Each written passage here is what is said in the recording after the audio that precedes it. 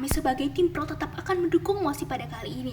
Terdapat dua hipotesis masalah yang saya bawakan di sini, yaitu manusia ini memiliki keterbatasan, dan yang kedua, rentan terpapar dan menjadi korban. Dan inilah alasan mengapa AI ini berbeda atau humanoid robot ini berbeda dengan manusia. Karena yang pertama, manusia ini memiliki keterbatasan. Manusia ini bisa mendapatkan traumatis, kemudian manusia ini bisa kelelahan. Maka, jika kita mengirim bantuan kemanusiaan kepada lokasi-lokasi yang justru berbahaya, ini akan membuat manusia-manusia ini menjadi traumatis dan juga kelelahan. Contohnya misalnya pada COVID-19 kemarin, yang mana banyak sekali tenaga-tenaga kesehatan yang tumbang karena mental dan fisik mereka sudah tidak kuat. Kemudian yang kedua, rentan terpapar dan menjadi korban. Di tempat misal seperti perang Ukraina dan Rusia, kalau mereka berada di zona konflik, itu akan menjadi korban. Mereka membantu korban-korban, tetapi mereka juga akan bisa menjadi korban. Jika kita menggantikan manusia ini menjadi humanoid robot, bantuan kemanusiaan ini menjadi humanoid robot, even robot-robot ini hilang sekalipun atau menjadi korban sekalipun, ini tidak akan menghilangkan nyawa, atau mereka bisa digantikan lagi, atau mereka bisa diperbaiki lagi. Tapi dengan manusia, mereka tetap akan hilang, mereka akan menjadi korban yang hilang nyawa. Maka kita tetap akan mengganti bantuan kemanusiaan ini menjadi humanoid robot, Dewan Juri. Kemudian terdapat kegagalan mekanisme di status quo, Dewan Juri, yaitu pengawasan pada bantuan kemanusiaan. Ini tetap gagal, Dewan Juri. Karena apa? Karena masih tetap belum cukup, kemudian pengawasan ini masih terbatas pada medan dan konflik, misal di zona perang seperti Gaza. Pengawasan ini justru tidak maksimal karena akses terbatas dan situasi tidak aman. Ratusan medis pun pada akhirnya adalah gugur. Kemudian oleh karena itu urgensi ini muncul. Sebagai masyarakat internasional, Dewan ini akan melakukan transisi pengalokasian bantuan kemanusiaan berbasis tenaga manusia, tetapi tidak terbatas pada dokter, suster, guru, dan pasukan militer dengan humanoid robot.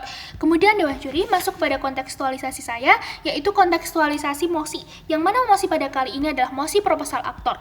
Yang mana mosi proposal itu mengapa kita membawakan urgensi, dan mengapa kita akan membawakan mekanisme ini yang akan menjadikan kemenangan pada debat pada kali ini daripada mekanisme lawan. Kemudian mosi aktor adalah yang mana kita harus memuaskan keinginan aktor ini sendiri. Kemudian Dewan Juri, dunia saat ini adalah dunia progresif, yang mana dunia progresif itu dunia yang semakin maju, yang mana dia juga menjunjung HAM. Maka manifestasinya di sini adalah yang mana dunia progresif itu harusnya itu bukan dunia yang menolak adanya perubahan, tapi justru menyambut dan mengadaptasi inovasi demi efisiensi dan ketahanan sistem. Dan transisi dari manusia ke robot adalah wujud penerimaan terhadap alternatif yang lebih skalabil dan bisa menyelamatkan lebih banyak nyawa, Dewan Juri.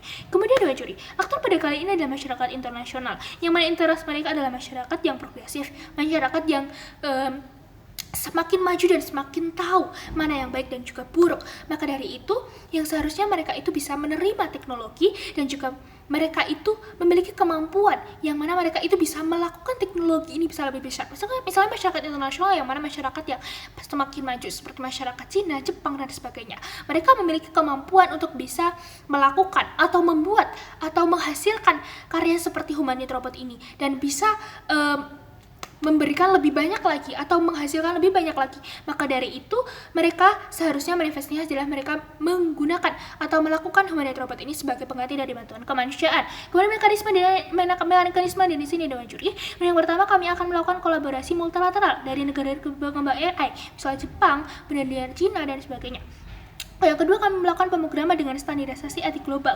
Dan ketika kita memetakan zona-zona perang, kemudian mengirim ke lokasi safe zone. Yang dimana safe zone ini bukan berarti kita tidak mendapatkan penyerangan atau kita tidak mendapatkan resiko. Tetapi dengan safe zone ini, even kita tidak menghilangkan nyawa dari manusia. Kemudian yang keempat adalah kita mengoperasikan dan mengontrol dari jarak jauh dengan melengkap dengan kamera-kamera. Kemudian yang terakhir adalah mengevaluasi dan mengadaptasi berkala. Kemudian masuk dalam argumen saya, yaitu untuk menghentikan paradoks. Yang mana parameter pada saat ini adalah misi menyelamatkan dengan kita mengirim bantuan kemanusiaan ini adalah misi menyelamatkan hak asasi manusia dari manusia korban-korban ini. Tapi justru kita mengirim bantuan kemanusiaan itu justru akan melanggar HAM itu sendiri. Yang mana sebagai masyarakat internasional yang harusnya memiliki pilihan kekuatan dan tanggung jawab moral untuk tidak menjadikan nyawa manusia sebagai exposure kemanusiaan. Kemudian mengapa ini berbahaya, Dewan Juri? Karena yang pertama, ini melanggar prinsip HAM yang mau ditegakkan. Kita ingin ingin membela hak asasi manusia di zona konflik, tapi malah mengirim manusia lain ke bahaya, yang berarti melanggar hidup dan keselamatan mereka sendiri. Kemudian yang kedua, kemanusiaan ini jadi selektif dan eksploitatif. Dalam dunia yang katanya progresif dan peduli hak ini, Dewan Juri malah justru memperlakukan relawan dan jurnalis ini seperti alat.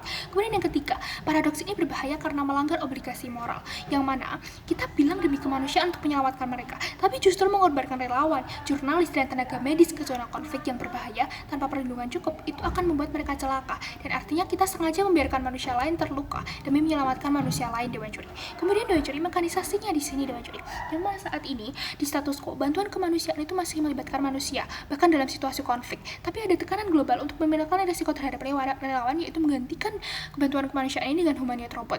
Kemudian dalam dunia yang semakin progresif dan berteknologi ini, kita memilih untuk mengganti kehadiran manusia dalam misi kemanusiaan dengan robot, terutama di zona-zona rawan konflik.